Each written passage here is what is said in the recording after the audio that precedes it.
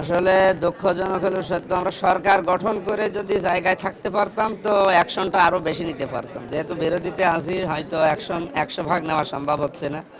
আরও আমাদের কিছু বন্ধুরা এর পক্ষে থাকছে, তারা উপরে উপরে আমাকে বলে আমরা আছি সাহায্যের জন্য, পেছনে আছি ওয়াতাআওয়ানু আলাল বিররি ওয়াত তাকওয়া, এই আয়াত অনুযায়ী যে ভালো কাজে আমরা সাহায্য করব, সহযোগিতা করব।